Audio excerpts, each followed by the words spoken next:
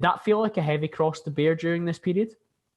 Yeah. So, well, just to give clarity on things, obviously, I went through a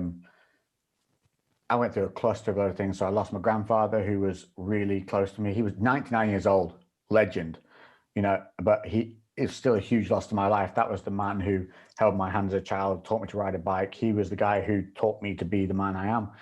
So I lost him, which then followed in. I had a breakdown in my marriage, and I'd moved to a place where I wasn't surrounded by friends. This was a place that I'd picked due to business location. It was easy to get to Birmingham or London. So relatively segregated, and then COVID hitting, boom, that locked all that down. Then mum got the cancer scare and had to have the full hysterectomy, and then had to care for her, having her here. There was a whole load of things going on, and it could have very easily all imploded. But actually getting messages from other people who were struggling in similar situations, because I was being open about them, helped talk to each other, because I was able to say, well, I was able to look and understand and see they were feeling this way even more so than I was. So hell, I'm doing pretty well. Actually, I'm holding up pretty well. And that made me, a bit of confidence. And I used to say, well, I'm doing this to help me get through that moment. Like if, some of you had lost people recently and it's upsetting and you're struggling to deal with it, one of the best things I found was whenever you have a happy memory of that person, is to just write it down in a journal and have a little journal of happy stories that you have of those people. And every time you start to feel a little down or a little bit taken back because that person's no longer there, because you have those moments of sudden realization that they're gone again, and almost it hits you all over, go to the journal, pick it up and start reading through those happy memories again, and realize, damn, aren't you lucky? Aren't you lucky and privileged to have had somebody in your life that has all these happy stories that you're able to miss so much because they're worth missing? And when you start these little things and just repeat them whenever you start to struggle, one, it teaches you to catch yourself when you're struggling, but two, teaches you to switch your mindset of that struggle and focus on the positive again.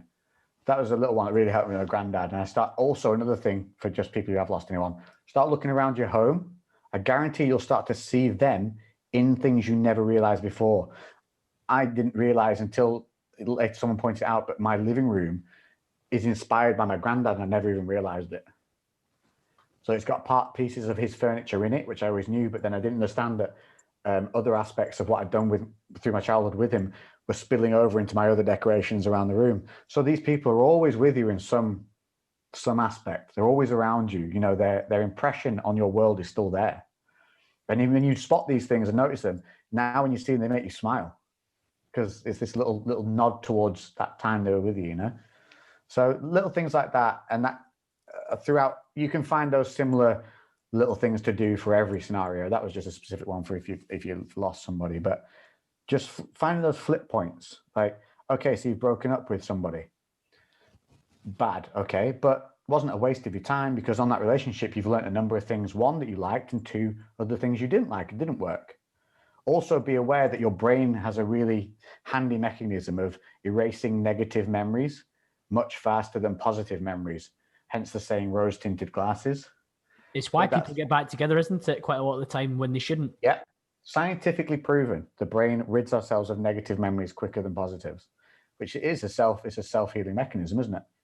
So that's why, you look back with just all these wonderful thoughts about the relationship that's now lost. But there was a real reason why you came to a point of it ending. There were real reasons why it ended. And you've got to remember that.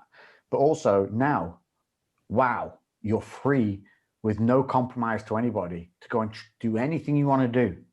You are beholden to no one anymore. You're free. Go take advantage of that. Go experience new things, try new things. And guess what? Once again, you'll meet new people, like-minded people who will probably, you might find a new something there when you're ready. Yeah, but if you just sit and wallow in this misery of everything you've lost, well, what are you going to gain from sitting and doing nothing?